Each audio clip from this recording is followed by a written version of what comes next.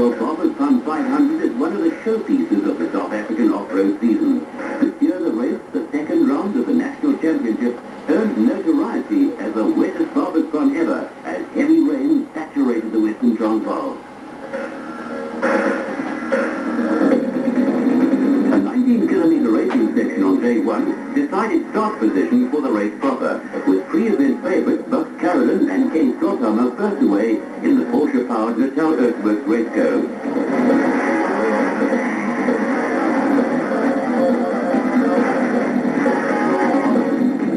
Next away was Class 9 favourite Harry Rocket Roscoe in the Protea Card Raceco, who looked as though he'd meant business. Champions Arpi Reneker and Lucas Dreyer were out for the first time in a newly developed BP Ford Courier 4x4 bucking. There was plenty of excitement at the finish, with Buck Carolyn having to fend off a half-charging Klaus Degener in the Ducking Chenoweth, who was reveling in the wet conditions.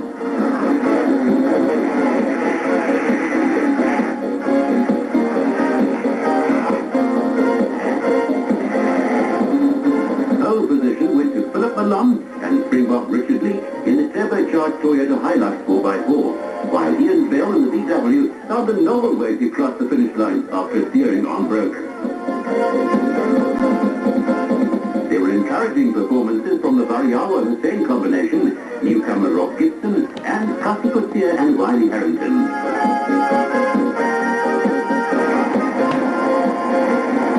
The Bike Brigade covered 2 laps of the 19-kilometer first racing section to decide on the following day's start order.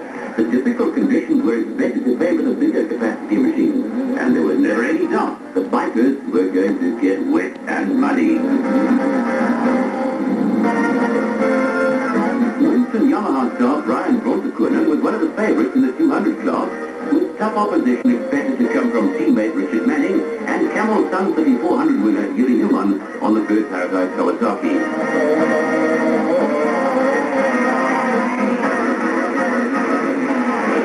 Springbok superstar Jeremy Davies was everyone's favourite to win the event overall, but blotted his copybook by crashing in the qualifying run.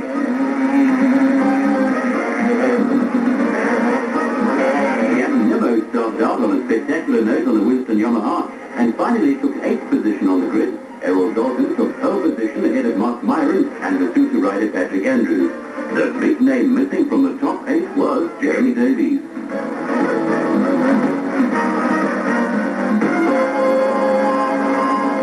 Day 2 saw 450 kilometres of tough racing ahead for competitors, and the pre-dawn start saw the usual frantic last-minute preparations. There was also drama with top drivers Buck Carolyn, Greg Weeble and Harry Roscoe withdrawing after citing mechanical problems. They were soon to be joined by Robin Yates and John Lambert, who pulled out soon after the start. Into an early lead was the Philip Milan-Richard Leake combination, with helicopter cameraman Joe Lowe giving an indication of just how wet and muddy it was in the Western Transvaal.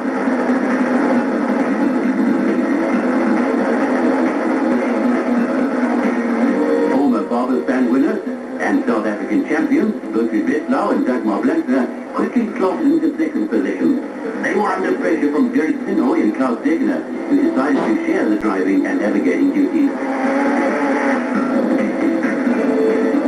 The Reneker Dreyer Ford Courier was looking to have plenty of potential, with Bloemfontein pair Alfred van Vuren and Piers Velter once again up with the front runners and leading Class 5 in the near-standard Toyota Hilux.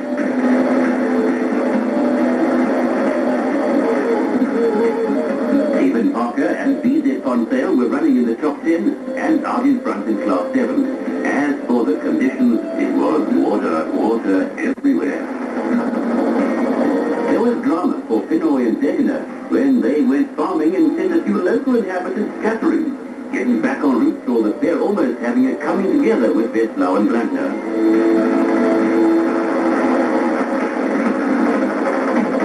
Battle was developing up front with Degener and Pinoy taking on Philip Milan and Richard Leake in the Toyota Hilux.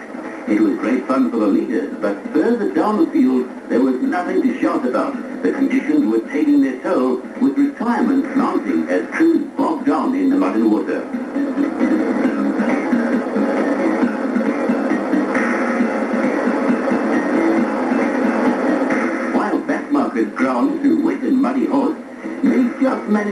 maintain their sense of humour. They were not alone in their misery, for the traditions were also to later wreck any chances of some of the more fancy teams winning.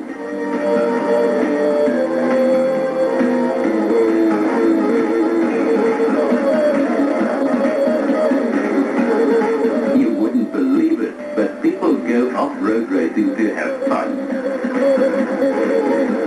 Back at the start of the bike section, there was more tension. Home man Errol Dawson was flagged away, but a broken pair of goggles saw him stay on the line.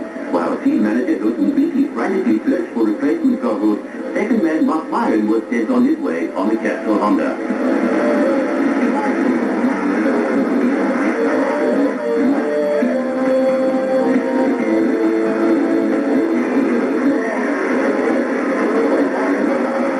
Finally got going and was closely followed by Patrick Andrews. For Dalton, there was more drama in store when he crashed heavily soon after the start. Mark Myron, who was a film stuntman in his spare time, found himself in the early lead. For the bicyclists, conditions were almost impossible.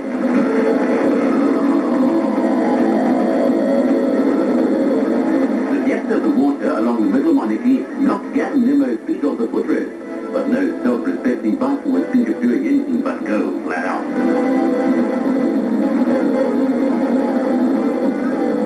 Patrick Andrews was in full cry, and behind him, KTM teammates Jeremy Davies and John Hodgson were racing neck and neck. They talk about mad dogs and Englishmen, but this was crazy.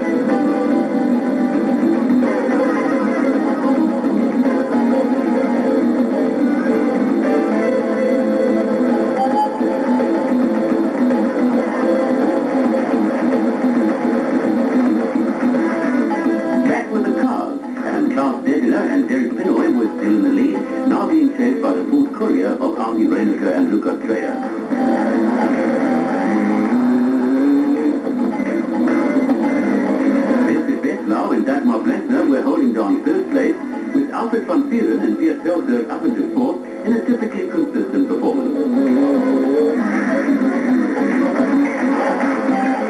There was a surprise in the form of the aging Toyota Land Cruiser V8 of Trevor Elster and Barry Lovitt-Scotney in first place. Rally stars Scotty Couture and Wiley Harrington weren't taking any chances, although their Toyota Hilux was starting a little rough.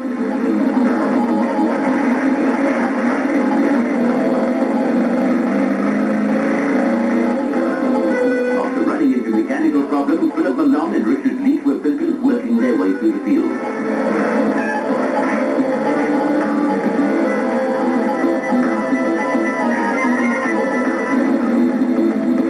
Former champion Fred Levesque was the first of the single-seaters and had a comfortable lead in Class 9. He was being chased by Niels Eriksson and Mike Pretorius, who were having a steady run in the Genoan. The pace may not have been as hectic, but also going along steadily was Class 10 leader Baberspan.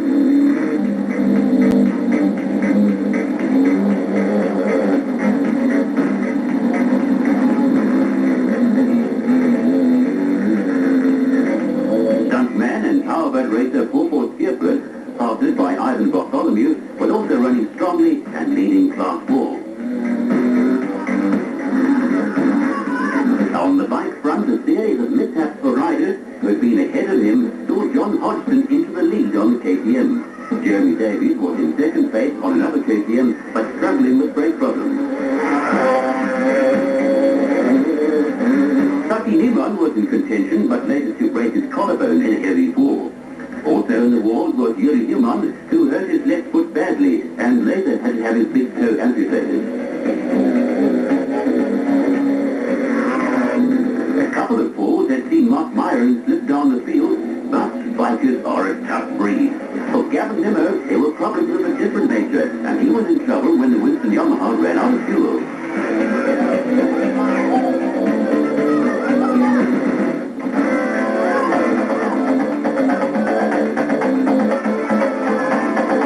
Errol Dawson was soldiering along on a badly damaged bike after his early fall. His flat track style obviously pleased at least one local.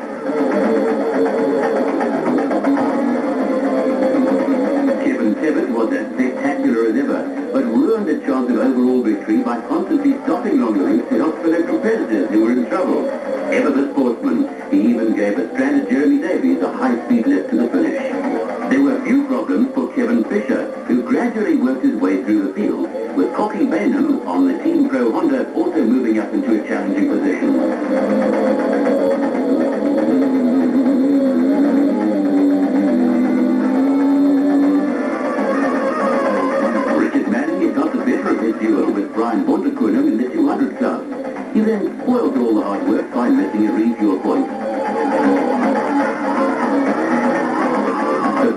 battle was in a constant state of flux. Arpie Reiniger and Lucas Dreyer had moved into the lead when Klaus Degener and Derek Pinoy ran into engine problems. The smooth and consistent Wilfried Westlau-Dagmar Blackner combination had slotted into a menacing second spot.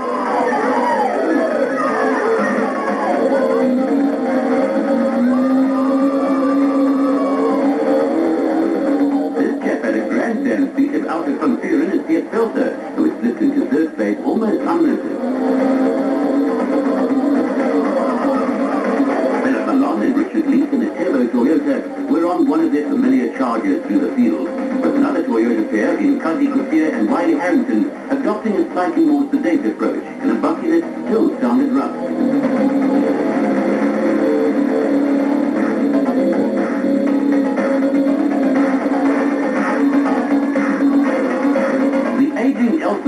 The Land Cruiser was still going strong, but by now had come under severe pressure from Fred Levesque in the Motortech entry. Also still in the chase were Niels Eriksson and Mike Pretorius in the Genoa.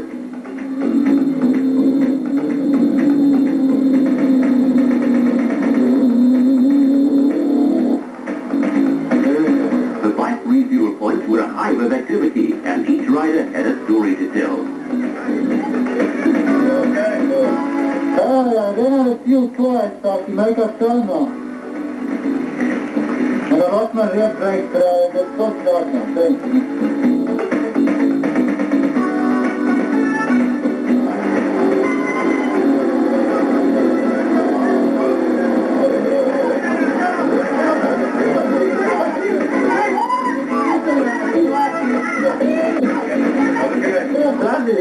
It's not blocked.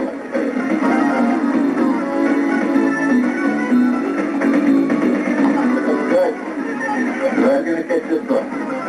3 guys now in the rain and I thought.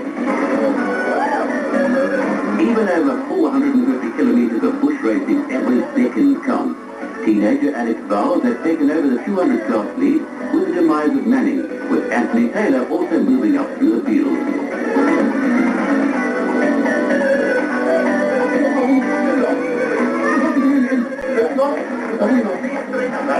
Hey, it's back out there. I'm the water stop now for a while. So I'm supposed to go back here now. But it's not for you, anybody.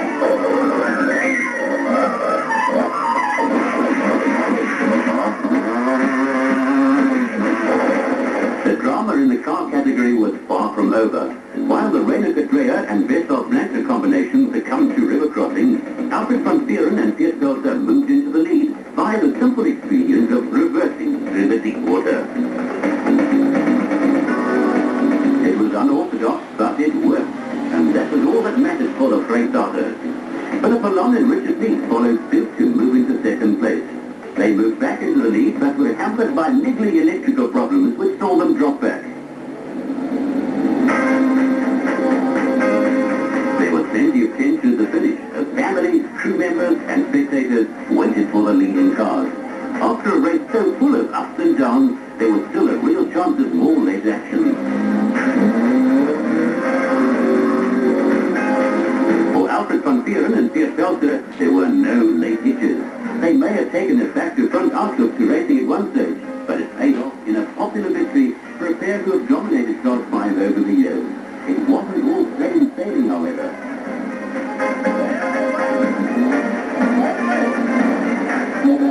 hare grupo tu ore vakti davam sri sai bias tu no kia the blackbar dall'altra to the zero smart non credo constant mi però credo non sarei dove avonco non si dà Pedro hanno poi non contraddito non vai se anni en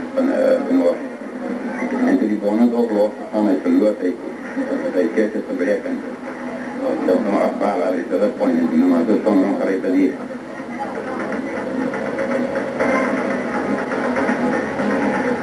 For Philip Malone and Richard Leake, there were still one or two anxious moments.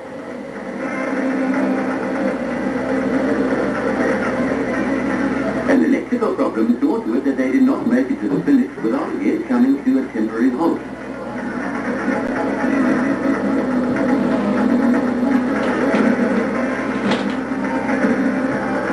It was a case of all well, that ends well for the Toyotas here, after an adventurous race.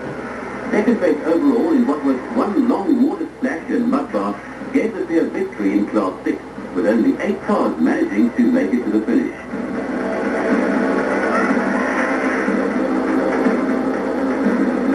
De rit was 50 kilometer bij die kuil, prachtig die diepvluchten en watersloten gelukt. En toen water en twee luchttempo. Dat betekent dat die brandstof geleerd met die lucht. En dan dit is dan niet makkelijker dan in dit plek. En de hier worden hier gevraagd om te zijn, want we moeten natuurlijk opmaken en wegmaken en uitspijt. En daarna nog is het weer goed gegaan, dan kon het elektriciteit opmaken. En weer in het elektrische spuitje is direct van die dag voor ons geslagen. En er was het draad binnen en het plastische draad tot arbeid. En hierin is het iets wat baie moeilijk is om te zetten. En als het gewoon andere stukken in die laatste stuk, is maar die tijd weg hier. The Baberspan turned into a triumph for Toyota. When Kati Kutia and Wiley Harrington crossed the line in first place, they were followed by the Lemmer and Lemmer combination to give Toyota the first 4 places. Of the 8 finishers, only 2 were space-frame Chenoweth, with a 4x4 buggy dominating. In the class results, there were finishers in only 4 of the 10 classes, with Toyota and Chenoweth sharing the honours. There was a surprise in the bike category, with Coffee Bainham taking full advantage of retirement to score his first national championship win. And exhausted Bainham arrived at the line thinking he was in 4th place, and was more surprised than anyone that he had won.